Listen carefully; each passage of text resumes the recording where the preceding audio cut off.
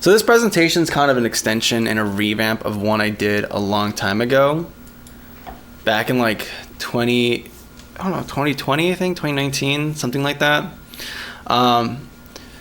It covered quite a lot during that first presentation, but there's quite a few new things that I wish to include with this one that I think are very prudent and important, not only towards pixel art, but also art in general. So I've revamped this to increase some readability, cite some sources, and go into some ideas a little deeper and provide some more resources.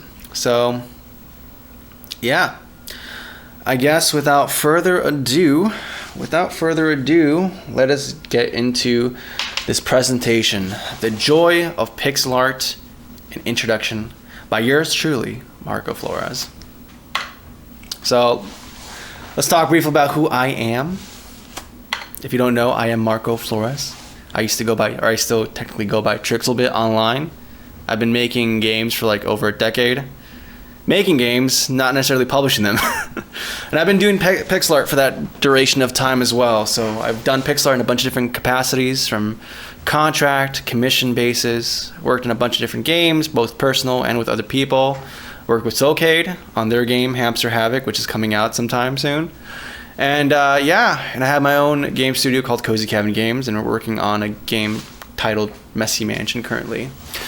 Currently I work as a programmer, and actually I do a lot of graphics programming, which has greatly shifted my perception and understanding of art, lighting, and rendering. So a lot of the way I approach these topics are going to be built within computer graphics as a baseline. So yeah, that's enough about me. And let's talk about what is pixel art. And to understand pixel art, we should probably talk about the thing in the title and the name, the building blocks of this medium. So a pixel is just a square that's within a raster grid, or within a grid of other pixels. A single pixel contains light information, it contains color, and when you have a bunch of them aligned together in an array, you have yourself a raster image. We say they're square, but even in older computers, there's actually an option to make pixels be square shaped, so 2 by 1. But that's the different topic for the time. For our purposes though, in the modern day, pixels are square and contain color. And everything you're seeing on your screen is pixels. It's composed of pixels. Everything on your monitor, on your phone, they are made of pixels. If you were to zoom in, you'll eventually see some pixels underneath it.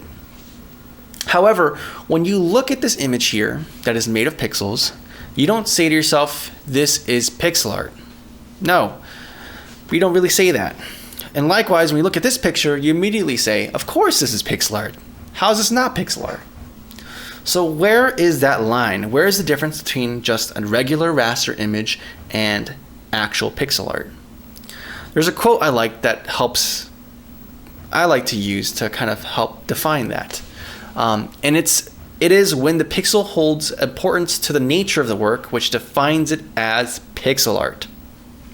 So let's go through an example of it. This is Mario. You're aware of Mario. You're familiar with this image. And yet, if you look at all the pictures here, there's some weird variability with them. They look different. They're not all quite the Mario I've come to know. If you look at each of these images, they only have 2 or 3 pixels moved, changed, omitted. And yet that subtle change in pixels completely changes our perception of him significantly. He goes from having normal eyes to little small kind of dopey eyes, and having this hat that used to have a cap to now being more of a flat top. And instead of having this bodacious mustache, he kind of has this more clean-cut, reserved kind of Magnum PI, Omni-Man looking mustache. The point is, the pixels matter in this image. So let's talk about pixel art as an art movement. So pixel art arose out of necessity. It arose as a solution to limited hardware, limited memory, limited processing. So it was an art form that was born from the constraints of hardware.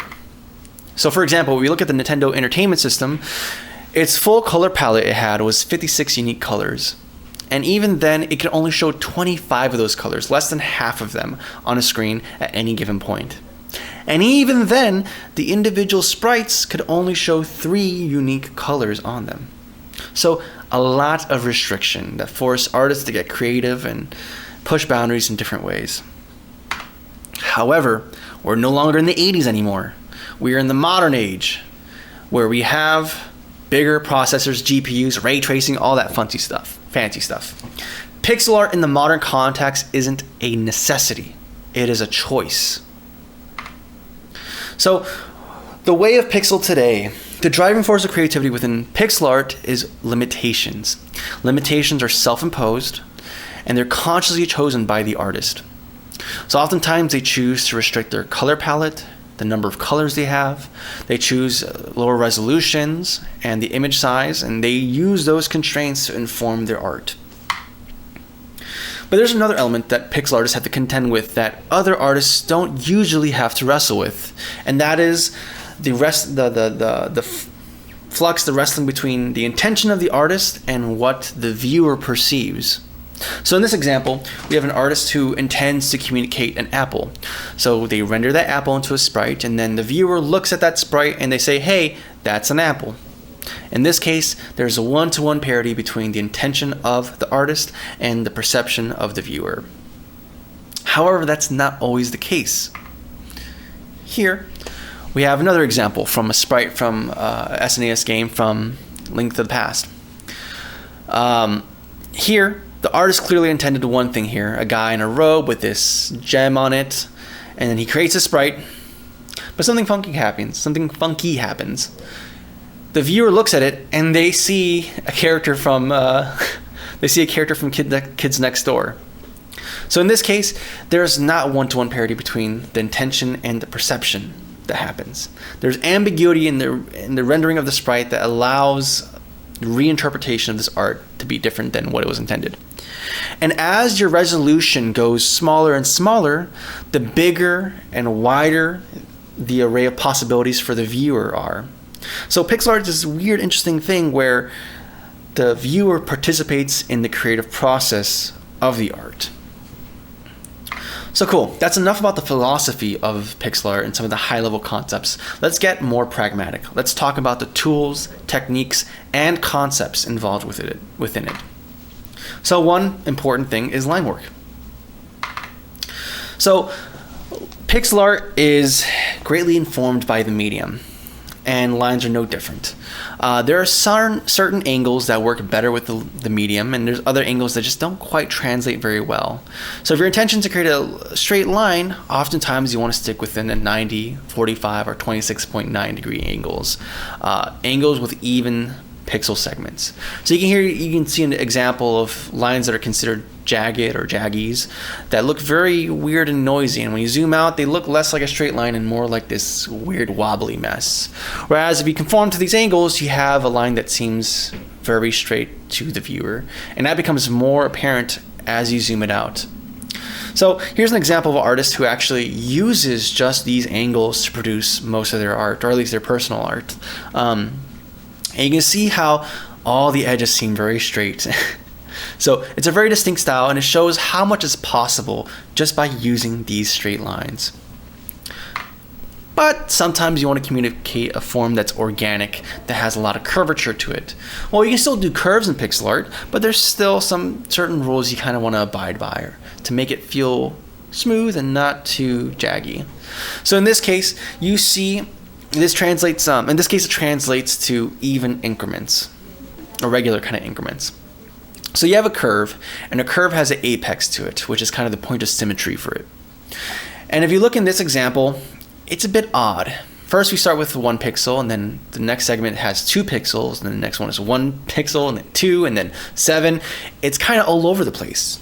Whereas if you look at this good example, or at least a more normative example, the increment happens gradually and regularly, where you start with 1, and then 2 segments, and eventually 7. And you can play around with these increments to get the shape that you desire. So over here I have an example where you could change the increment from being very slanted and low in terms of slope to other ones that are very tight and immediate. So there's still quite a lot of flexibility when it comes to communicating curvature. So here we have a couple of examples of curvature within pixel art. One from Street Fighter Third Strike, a really great example with a lot of curves over him. One from the pixel joint forums and another one from one of the pieces I've worked on for my game. All use curvature, and it looks pretty decent. But sometimes you can't even conform to that. Sometimes you have a line that's just fundamentally weird and wild and jaggy. So another tool in your disposal is anti-aliasing, using subsequently smaller, lower transparency pixels to smooth out the transition between angles. So here you have an example here that's aliased, where it's just raw, no smoothing whatsoever. And when you zoom out, it looks very jittery.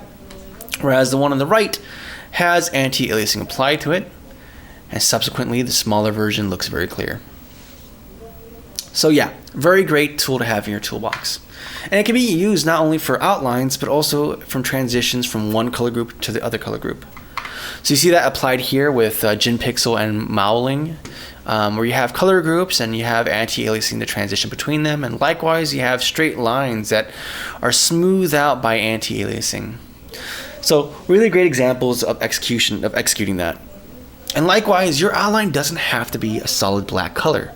You can actually make these outlines colored in different ways. So here you have the outlines over here being brighter to represent the surfaces that are being hit by the sunlight or whatever light source they have. And likewise, you have the backside, which is occluded by shadow, having darker colors for the outline. So really cool execution of that. So beyond lines, we have colors and palettes.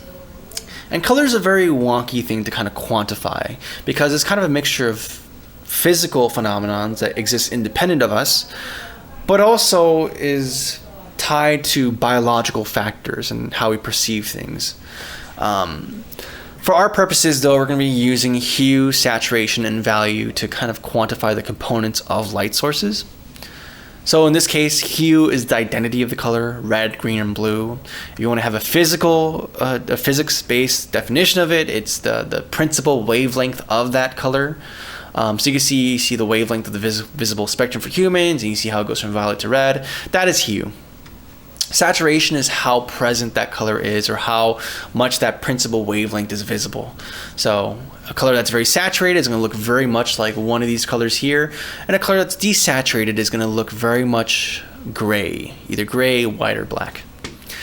And in value, you can think about as just how dark the color is, how much black is added into the mix of the color. So these are wordy descriptions of these things, but I think visually it's more intuitive to parse out what these things mean, where you have this grid of all the hue, and you see how saturation goes down and approaches gray, and you see how value starts with blue color, but then the lower down the value goes, the more black is added onto it. It just explains how these components interact with each other. So the reason we bring up this idea of these components for color is that they're very important in choosing your shades.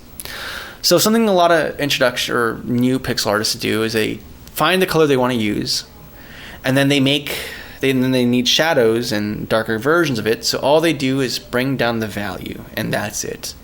And that's what I did here in this piece on the left. I just took the color, and each color group I just lowered the value. But if you look at compared to the right one, you'll find that it doesn't really pop as much. It doesn't have that much pop to it. What is the difference between this guy and this guy? Well, the fundamental difference is that this one not only decreases value for each color, but we also shift the hue from the principal color of green to orange to red. And that adds color information and creates even more contrast between each color group. And if you want to add even more contrast, you can even move saturation. So you can do a variety of different things with that by manipulating those components. Here I shifted it towards red to make a warmer feel, but you can shift it to blue to have a cooler feel, or shift it to a bunch of different colors. You have a bunch of options at your disposal. But by manipulating those three components, you add way more contrast and nuance to your piece. So color count and color restricted palettes. A lot of people like to use restricted palettes for their art. There's a bunch of preset ones that come with Sprite, and there's a bunch of different reasons, either to give your piece a unique feel, or maybe you're trying to model the restrictions of a specific piece of hardware. I know for Shovel Knight, they did that, where they used the NES palette for the most part to inform all their art. So color counts and restricted palettes are very helpful. So here's two pieces that use restricted color palettes. One from me I did for a value study, and another one from Orange Art, which uses the Game Boy color palette, 4 colors I believe, to model the actual restrictions of the Game Boy. So yeah, restricted color palettes are very helpful for achieving different types of effects. But there's times when you're using a restricted color palette where you have color A and you have color B, and you need a color between those two, but you don't have that available to you due to the palette. Well, one technique that people use is dithering. Dithering. Interleaving those two colors to create the illusion that there's a third color in between them. And here you have a simple example of this gradation from one color to this black color and how it makes the illusion of a gradient. And dithering doesn't have to be a uniform thing. You can use a variety of noise and shapes to add texture to it, like we see here. So two really great pieces of art that showcase dithering to great effect. There's one from Jim Pixel, and he uses dithering as a transition between color groups. From zoomed out, you can't really see it, but when you zoom in, you start seeing these dither patterns that help add nuance, contours, and shape, and transitions between these value groups. And likewise, Metal Slug uses it all the time for their lighting. If you look in the shadows, or if you look at the highlights in the water of the lamps, you'll see a bunch of dithering being used there. In fact, Metal Slug uses dithering for a bunch of different things, especially texturing as well. So great examples of that usage. So that kind of concludes some of the basic techniques that are used across all of pixel art. This is going to be a more generalized concept that applies to all forms of art, really, which is how you render surfaces. Let me get some water real quick, one moment.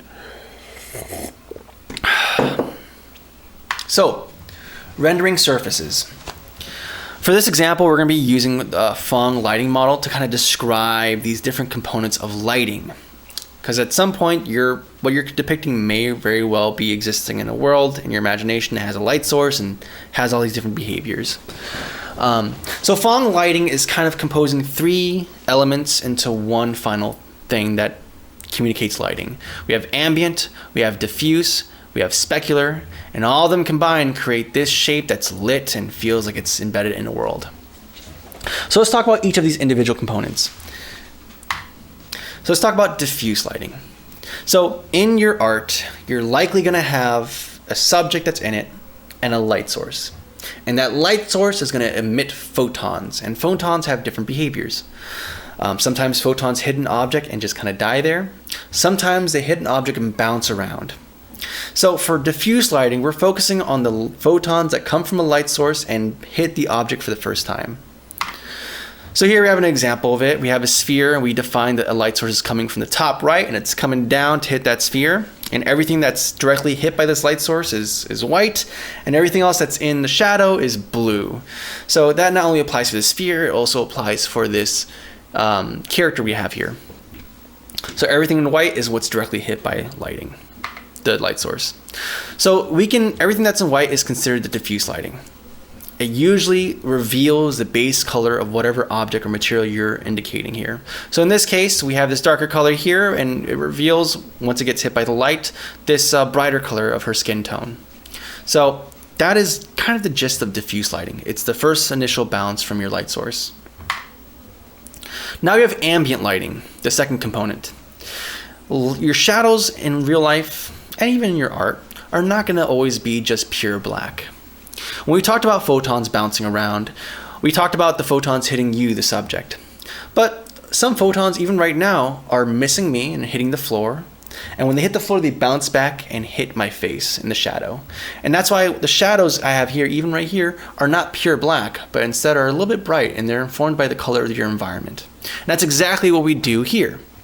So these images are exactly the same. The shadow groups is exactly the same. I'm only changing the color that's being used here. In this Minecraft world, the world is largely just green grass. So when the sun hits and misses the subject and hits the grass and bounces back, it's going to be green. And likewise, in this netherworld, some of the light's missing your subject and hitting something that's red and bouncing back, and it's going to be red. So ambient lighting is kind of the summation of all the light sources, or all the indirect lighting that's happening from your environment. Now, in this purpose, in this case, we're only using one color to describe that, but you can use multiple colors if you have a bunch of different unique things in your background that need to reflect different colors onto the subject. Even game engines use your skybox to inform their ambient color lighting. So that is the second component of Phong lighting. And then the final one is specular, and which is describing how reflective is your material. So here we have this basic materials from Unity, where you have this very rough material with the smoothness of 0, and you don't really see much of the light source being reflected. And then as it goes up, you see more of that light source be present, and eventually you have a very clear reflection of that light source. This is what specularity really is. And if you look at more examples of this, you see how different objects have different levels of specularity on it. In this case, the cyberpunk rendering, there's an object here that has a pretty low specularity, but it still reflects quite a bit of it. But then you see a part of it that has a higher specularity, so more of the light source gets reflected. In the case of specularity, there's a little difference between diffuse.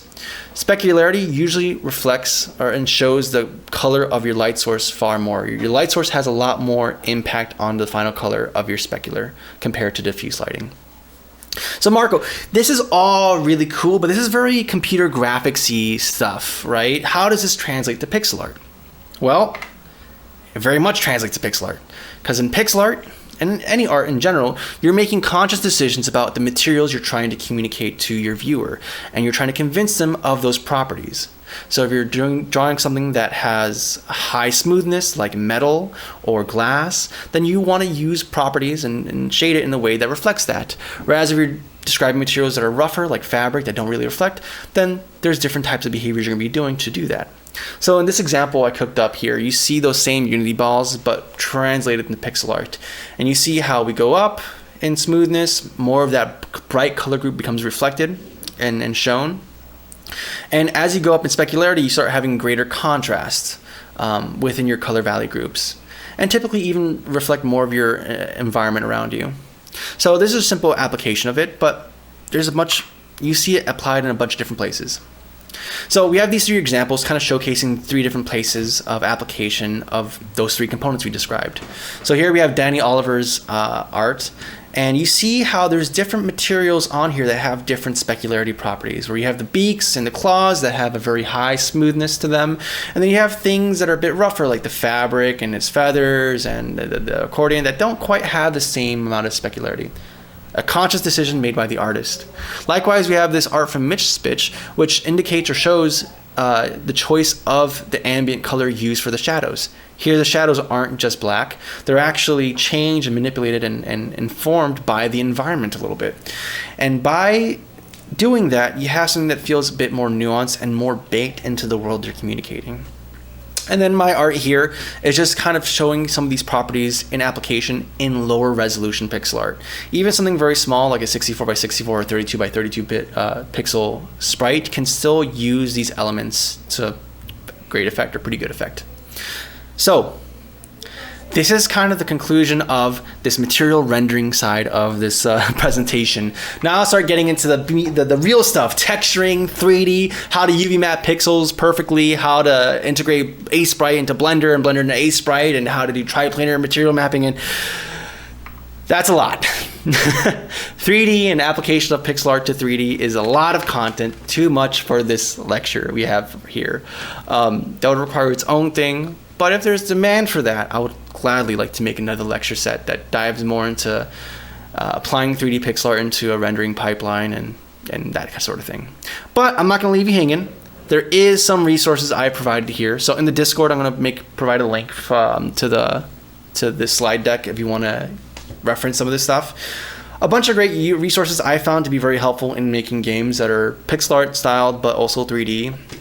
Stuff like pixel 3D modeling in Blender and A-Sprite, how to do seamless textures, both using A-Sprite, and if you're not using A-Sprite, how to use them in achieve the same seamless texture effect in other software.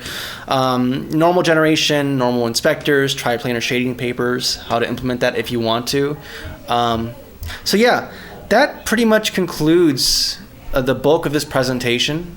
I hope you guys found it useful, found it of some kind of utility.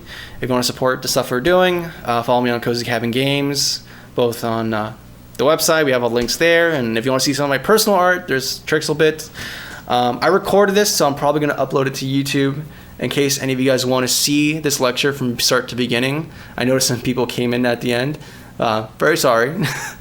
But yeah, that kind of concludes the whole breadth of this little pixel art lecture.